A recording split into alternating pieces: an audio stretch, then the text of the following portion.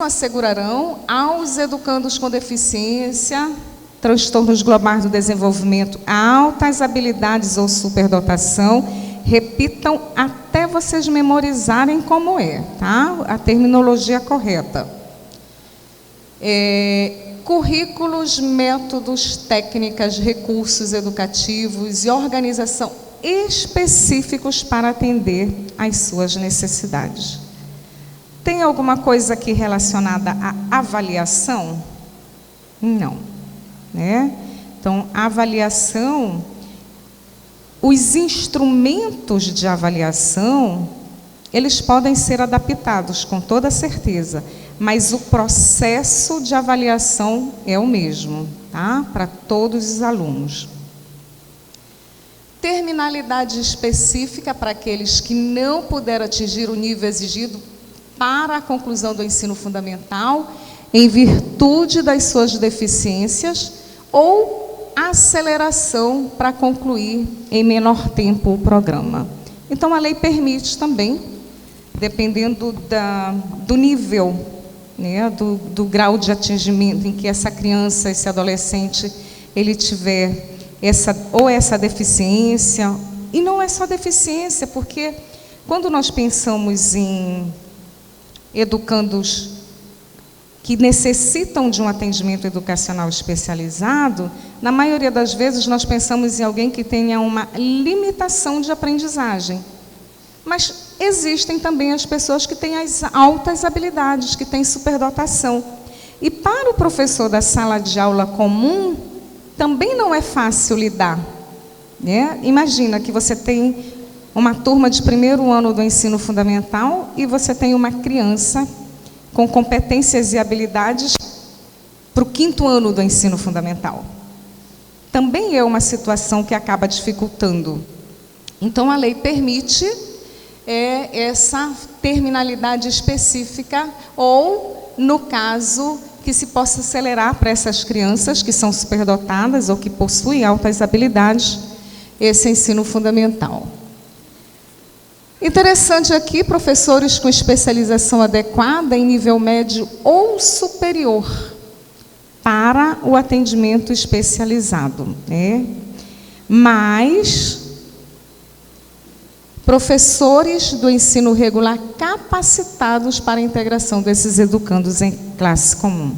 Mais uma vez, a prioridade de preferência que esses educandos estejam em salas de aula comum.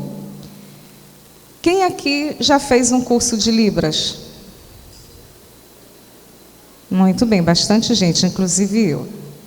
Quem aqui fala Libras?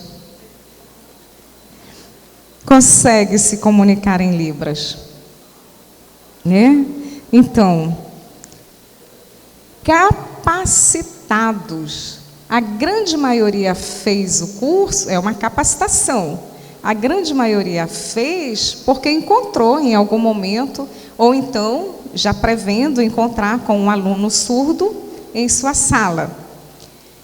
Mas se esse professor, mesmo com essa capacitação, não tiver condições de atender esse aluno, aí necessita desse professor para fazer esse atendimento especializado. Nós ainda temos uma necessidade muito grande desses profissionais, até porque nós temos muita necessidade deles. Na quarta-feira à noite, eu tenho aqui uma turma que tem 3 surdos. E aí eu não consigo me comunicar com eles se não tiver a intervenção de um profissional especializado, né? Então, nós ainda temos muita necessidade. E educação especial para o trabalho. Então, vocês sabem que tem algumas pessoas que elas não têm condições de fazer a educação básica. Ainda tem cadeiras, tá? Hoje parece que tem mais gente, mas ainda tem cadeiras por aqui. Não tem condições de fazer a educação básica ou de fazer um curso, dar prosseguimento com um curso superior, mas elas podem ter uma educação especial para o trabalho. eu gosto de citar o caso da APAE. Quem aqui conhece a APAE? O trabalho que a APAE desenvolve.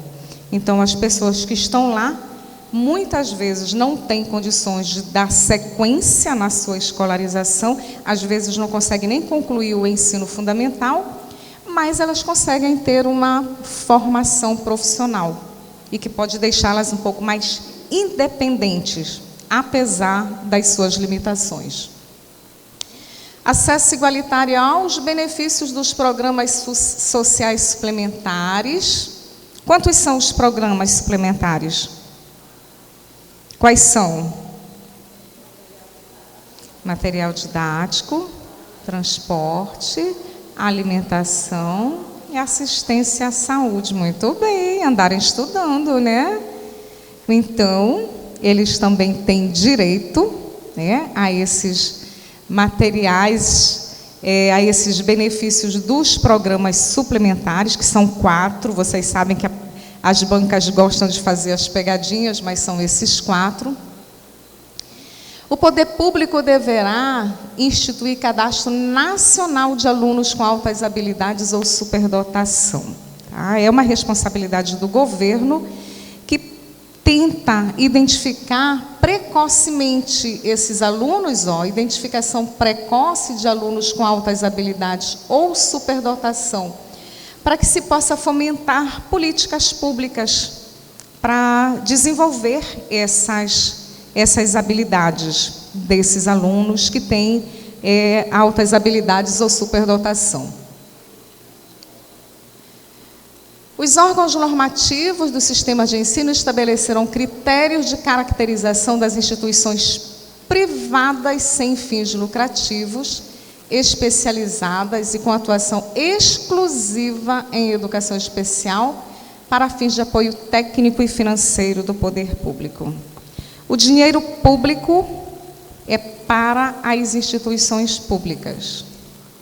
Mas, o que o artigo 60 está dizendo? Que se houver uma instituição privada sem fins lucrativos, tem como ter uma instituição privada sem fins lucrativos?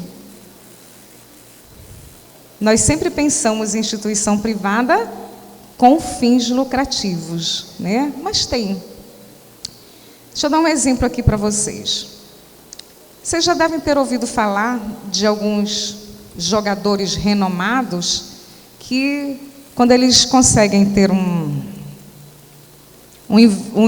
dinheiro suficiente, eles voltam lá no local de origem deles, lá na comunidade que eles nasceram, e aí eles criam uma escola para as crianças lá da comunidade. É privado, não é público, é privado. E pode ser que a criança, o adolescente, precise pagar uma taxa de matrícula ou de mensalidade, um valor simbólico. Então, se eles estão pagando, como é que não vai ter fins lucrativos? É porque todo o dinheiro que entra é para ser reinvestido lá na escola. Então, eles não criam aquela escola para que eles possam ganhar dinheiro com a escola. É uma instituição privada, mas ela não tem fins lucrativos. Então, nesse caso, essa instituição, se ela tiver aqui, a atuação exclusiva em educação especial, ela pode receber esse apoio técnico e financeiro pelo poder público, ok? Muito bem. O que não significa que o fato do poder público fazer esse investimento nessa instituição, que a prioridade de atendimento passe a ser na instituição especializada. Aonde é a prioridade de atendimento dos alunos que têm necessidades educativas especial? Na sala de aula, né? Na própria sala de aula aqui do ensino regular, tá? Então, é possível? É, mas a prioridade continua sendo uma sala de aula de uma classe comum do ensino regular. E aí nós temos, já leram isso aqui? 2 artigos inseridos na lei agora em 2022. O artigo 60A e o artigo 60B. Uma nova modalidade. Qual é essa nova modalidade? Educação bilíngue de surdos. O que é esta educação bilíngue? Quem já leu? Então vamos ler aqui, né? É importante entender. Entende-se por educação bilíngue de surdos, para efeito desta lei, a modalidade de educação escolar oferecida em língua brasileira de sinais como primeira língua. E em português escrito como segunda língua. Em escolas bilíngues de surdos, classes bilíngues de surdos, escolas comuns ou em polos de educação bilíngue de surdos, para educandos surdos, surdos cegos, com deficiência auditiva sinalizante, surdos com altas habilidades ou superdotação, ou com outras deficiências associadas, optantes pela modalidade de educação bilíngue de surdos. Então, importante, porque como é uma atualização que foi feita recente, é bom que vocês conheçam, tá? Haverá, quando necessário, igual como a educação especial, quando necessário, serviços de atendimento educacional, como atendimento educacional especializado bilíngue, para atender as especificidades linguísticas dos estudantes surdos. Olha aqui a expressão novamente. Viram que são as 3 modalidades? Educação de jovens e adultos, educação especial e educação bilíngue de surdos. Sendo que na educação especial e na educação bilíngue de surdos, nós temos aqui o início, lá na educação infantil, 0 ano na educação infantil e se estenderá ao longo da vida. Tá? São conquistas para as pessoas que têm necessidade de atendimento educacional especializado. O disposto no caput deste artigo deverá ser efetivado sem prejuízo das prerrogativas de matrícula em escolas em classes regulares, tá? Ou seja, prioridade, classes comuns.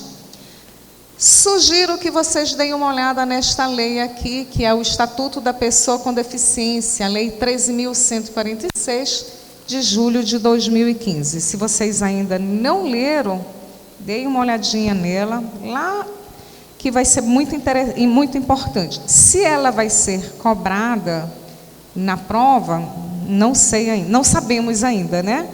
Mas é bom vocês já terem, já acessem, localizem, se puderem dar uma lida. Se for conteúdo da prova, depois nós vamos verificar. Ok? Estatuto da Pessoa com Deficiência.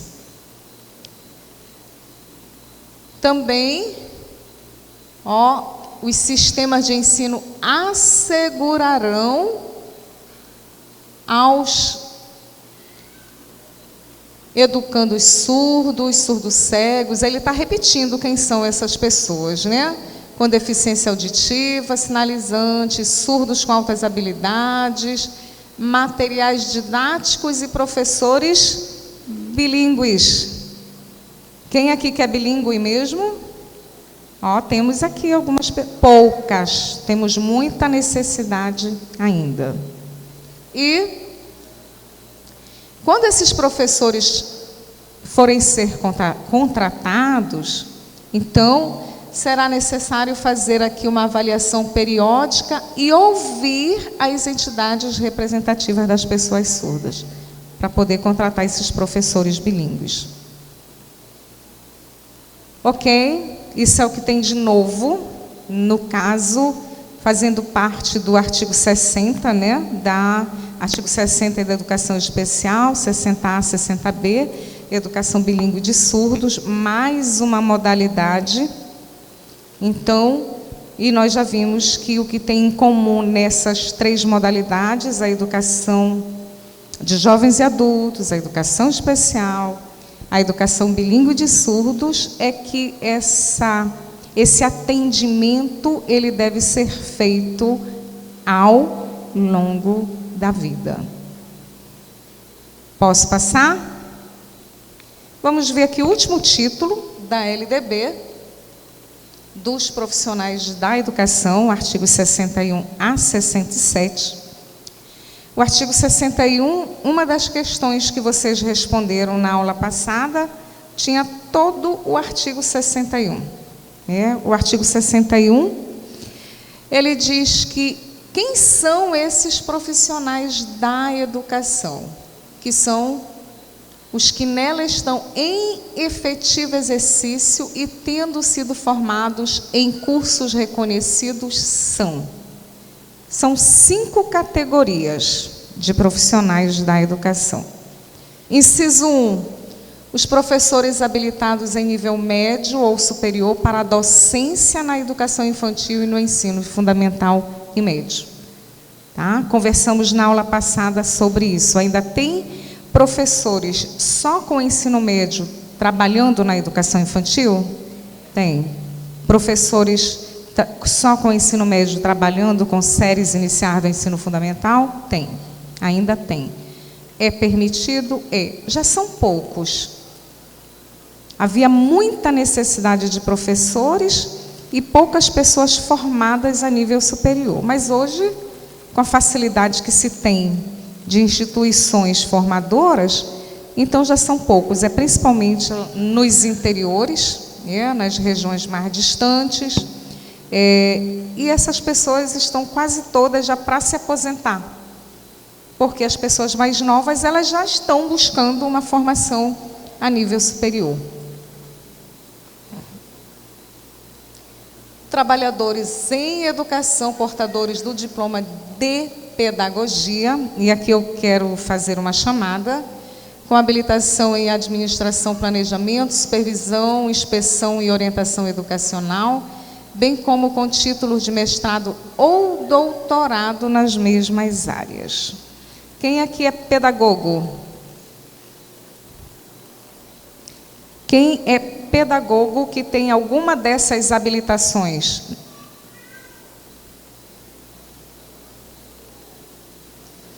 Porque os cursos de pedagogia, eles podem ser ofertados de 2 formas. Não apenas de 2, mas vamos aqui falar de 2 formas que mais se destacam.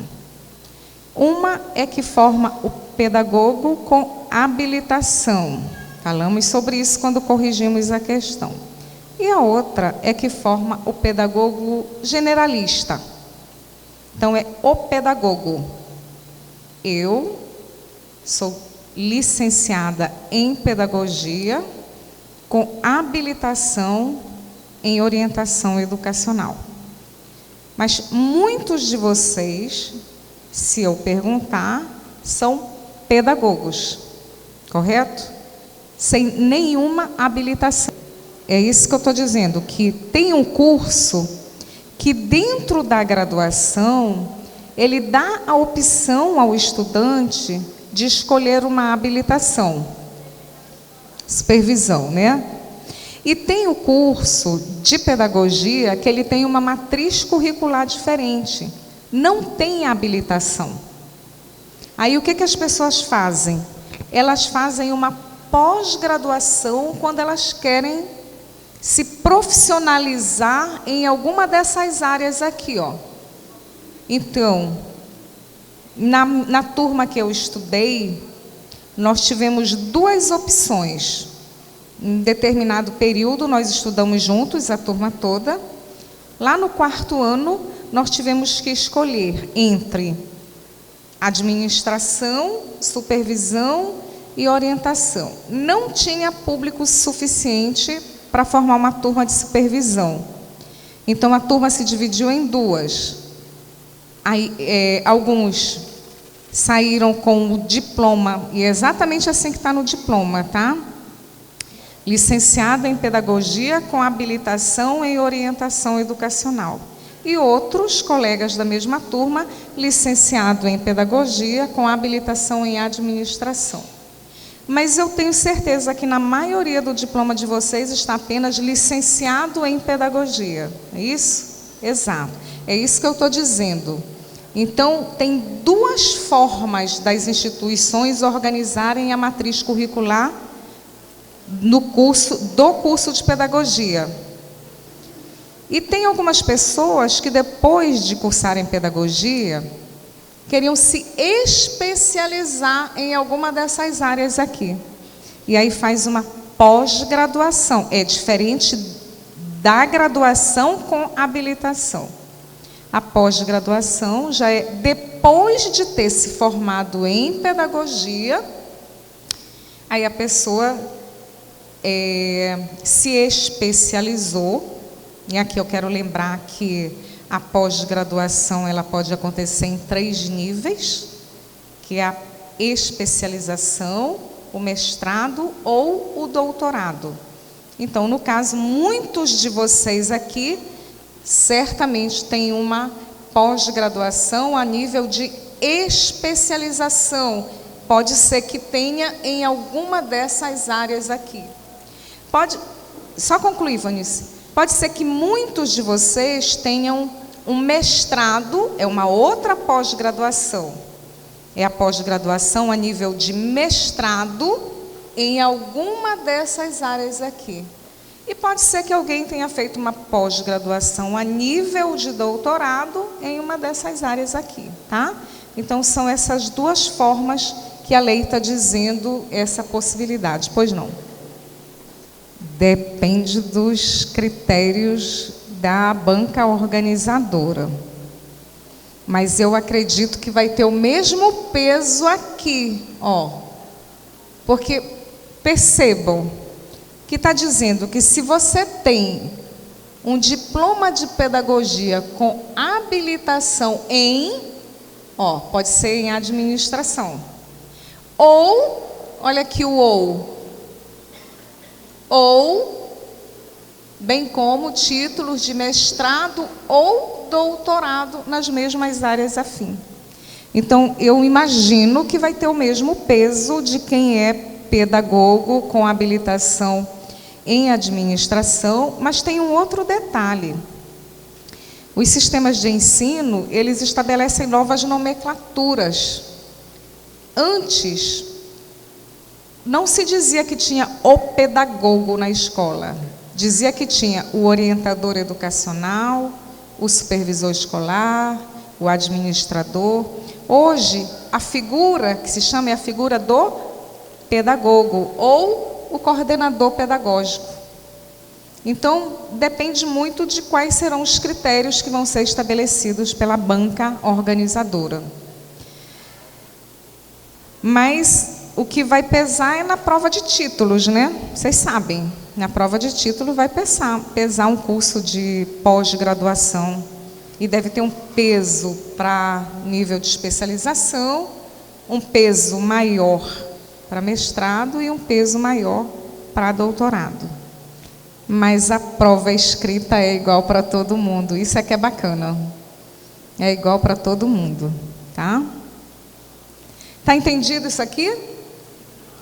Trabalhadores em educação, portadores de diploma de curso técnico ou superior em área pedagógica afim, que quando se fala de profissionais da educação, não se está falando somente dos profissionais do magistério hoje. Então, quem pode ter aqui um curso técnico? Secretário da escola, merendeira. Então, outros profissionais que fazem parte da escola. Profissionais com notório saber. Ainda tem alguém com dúvida sobre os profissionais com notório saber? Vocês sabem o que são esses profissionais com notório saber? Alguém não sabe? Tá. Então, olha só. Esses profissionais, que são chamados com notório saber, significa que eles sabem muito sobre uma determinada área de conhecimento. Área de conhecimento da sua profissão. Tá? Eles podem não ter uma formação acadêmica, eles podem não ter uma formação, uma licenciatura, que é o que é exigido para que se ministre aula na educação básica. É um curso de licenciatura. Mas eles também não podem dar aula para a educação infantil e o ensino fundamental. Esses profissionais, chamados com notório saber, vou dar um exemplo, eles só podem dar aula no ensino médio. O ensino médio, artigo 36, ele trata do ensino médio. E lá no artigo 36, diz que o ensino médio, como o ensino fundamental e a educação infantil, tem um currículo composto de duas partes, que é a parte comum e a parte diversificada. Só que no ensino médio, essa parte diversificada se chama itinerários formativos. E são 5 itinerários formativos. Linguagens e suas tecnologias, matemática e suas tecnologias, ciências da natureza e suas tecnologias, ciências humanas e sociais aplicadas, e o 5º itinerário, que é o inciso 5 aqui, é a formação técnica e profissional. Então, esses profissionais com notório saber, que sabem muito sobre algo que não tem alguém ainda com uma formação acadêmica, pelo menos lá naquele local, naquela comunidade, eles vão poder ministrar aula somente neste itinerário formativo de formação técnica e profissional. Deu para entender? Eu costumo dar um exemplo, né, até do sistema de ensino. Esse notório saber, que nas escolas indígenas tem, né, para assegurar o dialeto indígena, a língua materna, então tem esse notório saber. Mas aqui, isso, exatamente, sistema de ensino. Pela LDB, esse notório saber só pode dar aula para o ensino médio e nesse itinerário de formação técnica profissional. Por quê? Porque são 5 itinerários e 4 deles são as 4 áreas, relacionadas às 4 áreas de conhecimento que têm formação acadêmica, linguagens e tecnologias. Tem pessoas especializadas academicamente, formadas academicamente para ministrar essas disciplinas, ou essas unidades curriculares. Matemática, química, biologia, dentro dessas áreas de conhecimento. Mas nessa formação técnica profissional, pode ter uma pessoa que tenha uma experiência enorme dentro da sua área de formação e que não tenha alguém na cidade, na comunidade para ministrar. Deixa eu dar o exemplo que eu gosto de dar. Digamos que uma escola aqui em Santarém fosse criar um curso de formação técnica e profissional em construção de barcos fluviais para a região ribeirinha. Bem localizado aqui. Aí precisa de um engenheiro para construir, para projetar esse barco.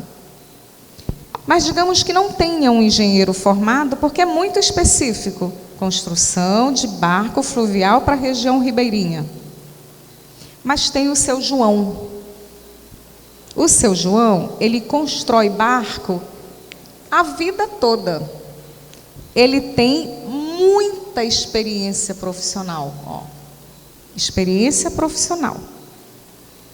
Ele não tem a formação acadêmica.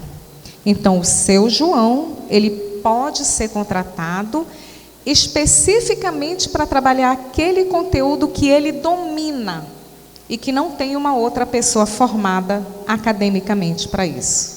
Deu para entender? É claro que tem alguns requisitos aqui, ó. Atestados por titulação específica ou prática de ensino em unidades educacionais da rede pública ou privada. Ele vai passar por todo um processo para poder ter essa comprovação de que ele tem condições de trabalhar como professor nessa disciplina ou desse conteúdo específico, ok?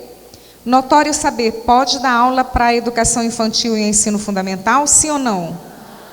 Só para o ensino médio. Educação superior é diferente, tá, gente? É outra história.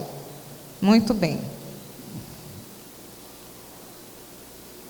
A formação de profissionais da educação para atender às especificidades do exercício das suas atividades deverá ter como fundamentos, e aqui são 3 fundamentos: a presença de sólida formação básica, que propicie o conhecimento dos fundamentos científicos e sociais das suas competências de trabalho, a associação entre teorias e práticas, mediante estágios supervisionados, capacitação e serviço, e o aproveitamento da formação e experiências anteriores em instituições de ensino em outras atividades. Então, para trabalhar como profissional de educação, provavelmente vocês todos passaram, né, por esses critérios, tiveram que ser aprovados nesses critérios para assumir a função como profissional da educação, como docente ou uma outra função.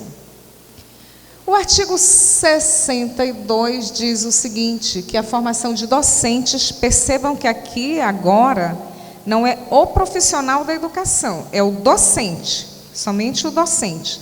Em alguns momentos nós temos o profissional da educação, em outros momentos a lei traz só para o docente.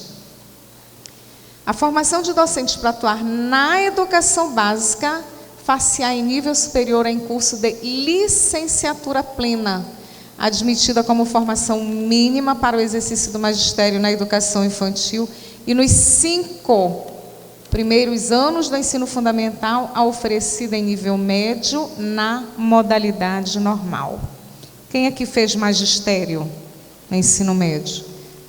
E aí podia dar aula para a educação infantil e as séries iniciais do ensino fundamental, né?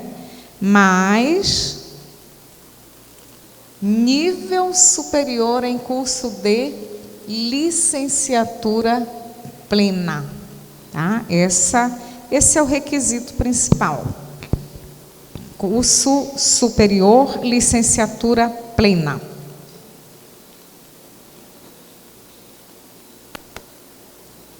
Os entes federados, e aqui nós estamos falando da União, Distrito Federal, os estados e os municípios, em regime de colaboração, qual é o artigo que trata do regime de colaboração?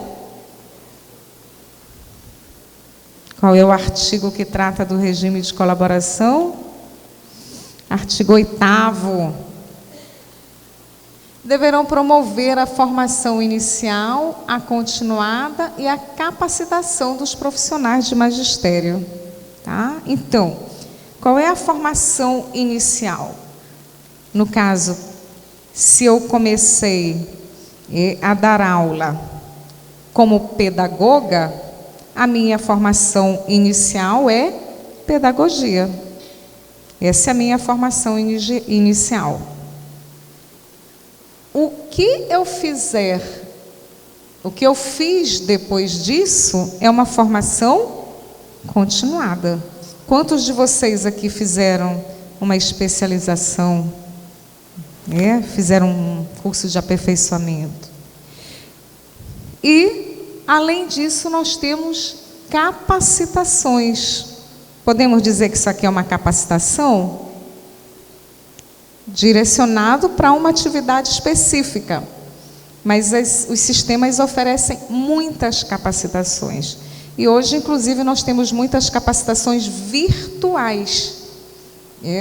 Eu não sei como está funcionando no município, Mas no Estado, a semana pedagógica agora acontece de forma online. Ano passado foi online, esse ano foi online. E ao longo do ano, muitos cursos, muitas capacitações são oferecidas, presenciais ou online, tá? Essa formação continuada é a capacitação dos profissionais do magistério. Poderão utilizar recursos de tecnologias à distância. Então, posso fazer uma pós-graduação à distância? Posso. Posso assistir palestras virtualmente, fazer oficinas, minicursos, mas atentem, a formação inicial, de preferência, deverá ser presencial. Na aula passada, uma pessoa ficou muito preocupada. Depois da aula, ela veio falar comigo porque ela disse: professora, eu estudei pedagogia à distância. E agora? A lei está dizendo exclusivamente? Não. Ela está dizendo preferencialmente, ó. Tá?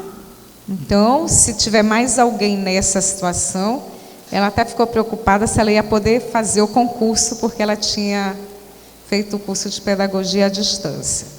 Claro, é preferencialmente, não é exclusivamente.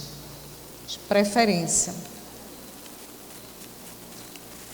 A União, os entes, né?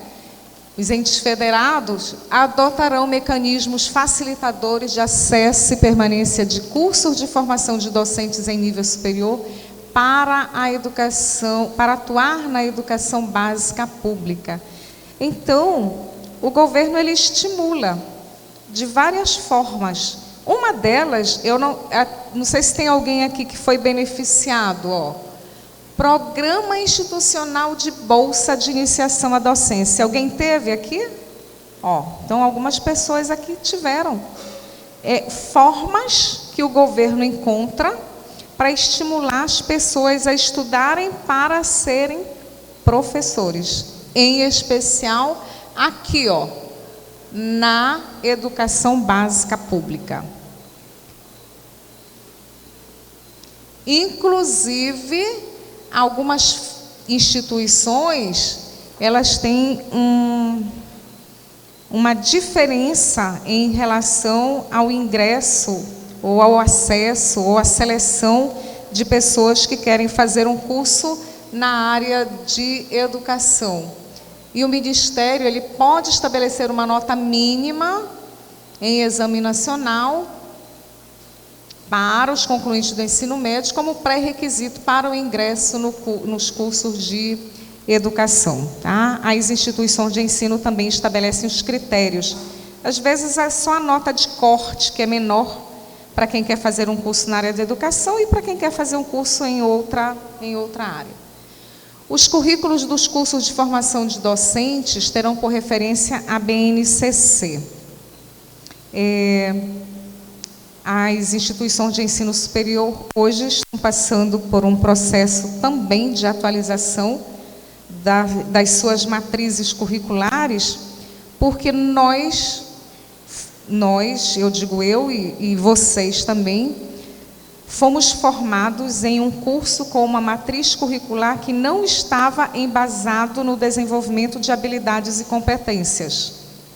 Mas a BNCC traz, a partir de 2017, para a educação básica, o desenvolvimento de habilidades e competências. Então, as instituições de ensino superior estão revendo e atualizando os seus currículos para a formação desses profissionais da educação. A formação de profissionais a que se refere o inciso 3 do artigo 61, aqui é, no caso, os profissionais da educação e não apenas os docentes, far-se-á por meio de cursos de conteúdo técnico-pedagógico em nível médio superior, incluindo habilitações tecnológicas. Formação continuada no local de trabalho também é permitido. Tem algumas instituições que oferecem cursos a nível de graduação, de aperfeiçoamento dentro do próprio local de trabalho.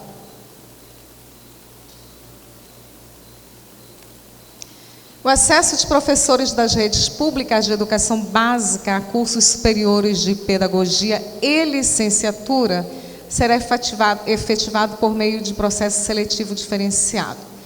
Então, se você é professor da rede pública e não tem ainda o curso superior, uma licenciatura, você pode se candidatar e esse processo de seleção, ele será diferenciado, mas é necessário que você já seja concursado, tá? Então, tem algumas pessoas que fizeram concurso para trabalhar, atentem aqui, ó, professores, tá? Para trabalhar como professores, tendo somente uma formação a nível médio. E depois de concursadas, elas foram incentivadas a fazer um curso superior em pedagogia ou uma outra licenciatura. Já tinham sido concursadas e com pelo menos 3 anos exercendo a profissão. As instituições de ensino que ofertam cursos de licenciatura, que ofertam cursos de pedagogia, elas podem definir alguns critérios de seleção para as pessoas que pretendem cursar tanto a licenciatura, apesar de que pedagogia também é licenciatura, mas vocês veem que a lei em alguns momentos ela coloca, ó, de pedagogia e outras licenciaturas, então ela dá a ênfase para a pedagogia, tá? Pedagogia e outras licenciaturas.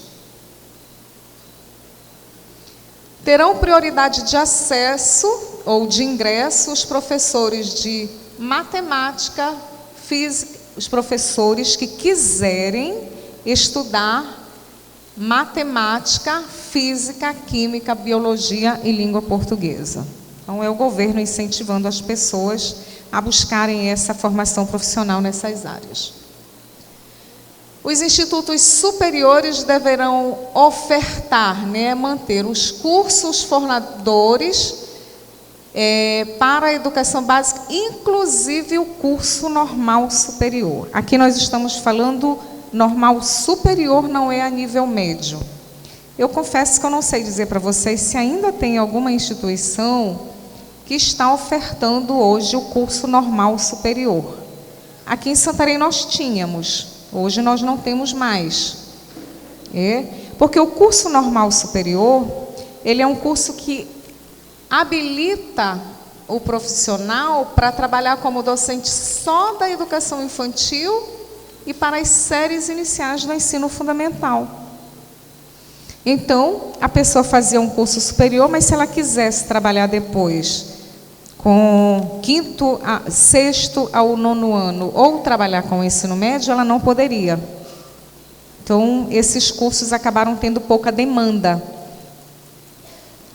Programa de formação pedagógica para portadores de diploma de educação superior que queiram se dedicar à educação básica. Qual é a exigência da formação para trabalhar na educação básica como professor? Um curso de licenciatura. Para trabalhar como professor da educação básica, tem que ter um curso de licenciatura. Mas tem algumas pessoas que fazem um outro curso que não de licenciatura e depois que elas se formam, elas querem ser professor. Tá? E aí elas precisam fazer uma complementação pedagógica. Por quê? Porque os cursos de licenciatura, eles têm as disciplinas pedagógicas. Avaliação, metodologia, psicologia da educação, história da educação. E os outros cursos não têm. É possível? É. A pessoa se formou em outra área, ela fez um bacharelado, ela não fez uma licenciatura. Ela pode dar aula na educação básica só se ela fizer uma complementação pedagógica. Um exemplo, nós temos o curso de licenciatura em Biologia e o curso de bacharelado em Biologia. Qual é que forma o professor? O de licenciatura ou de bacharelado? Licenciatura. Então, a pessoa faz o curso de licenciatura em Biologia e ela está preparada, habilitada para dar aula na educação básica. Mas tem o bacharel em Biologia, que depois que ele se formou, ele não é professor de Biologia, ele é o biólogo. Mas depois que ele se formou, ele decidiu que quer ser professor também. Então, ele pode voltar na instituição que ele estudou, ou uma outra instituição de ensino superior, e fazer uma complementação pedagógica. Aí ele vai estudar as disciplinas pedagógicas. Aí sim, aí ele vai poder dar aula na educação básica. Ok? Programas de educação continuada para profissionais de educação de diversos níveis. Quantos de vocês já retornaram à instituição que vocês estudaram para continuar estudando? Fazer um curso novo? Então, as instituições de ensino superior, elas devem manter, né? Manter essas ofertas de cursos e programas de formação inicial e continuada. 64. A formação de profissionais da educação para administração, planejamento, inspeção, supervisão, orientação para a educação básica será feita em cursos de graduação em pedagogia ou, repetindo aqui, né, pós-graduação a critério da instituição de ensino. Então, nós já vimos, isso aqui está reforçando aquele artigo anterior. A formação de docente, exceto para a educação superior, incluirá prática de ensino de, no mínimo, 300 horas. Todos vocês fizeram, não fizeram? Prática de ensino, com uma carga horária bem grande. Para o ensino superior, os requisitos são outros, tá? Primeiro que para trabalhar no ensino superior, a exigência não é apenas um curso de licenciatura. Na verdade, não necessariamente precisa ter um curso de licenciatura. Então, ele precisa ter, a exigência é a pós-graduação, principalmente a nível de mestrado e de doutorado. Em algumas situações também se aceita de especialização. A preparação para o exercício do magistério superior, aqui, ó, face a nível de graduação, prioritariamente em programas de mestrado e doutorado, e o notório saber, para trabalhar no nível superior, ele tem que ser reconhecido por universidades com curso de doutorado em área afim, tá? Então, aí o seu João, ele precisa saber muito, mas muito mesmo, para que ele possa trabalhar no ensino superior sem ter uma formação acadêmica. E o último artigo, o artigo 67, diz que os sistemas de ensino promoverão a valorização dos profissionais da educação, inclusive assegurando estatutos e dos planos de carreira do magistério. Aí tem aqui alguns incisos, ó, o ingresso exclusivamente por concurso, né, de provas e títulos, é o que vocês estão buscando. Aqui no caso é a prova, os títulos vocês já têm, né? O título que eu estou falando é tudo que vocês vão ter que comprovar depois, quando vocês forem aprovados na prova. Já está tudo organizadinho? Opa, eu ouvi algumas pessoas dizerem que está. Isso é que é autoconfiança. Está tão certo de que vai passar que já estou organizando minha pasta, já está tudo aqui. Bacana.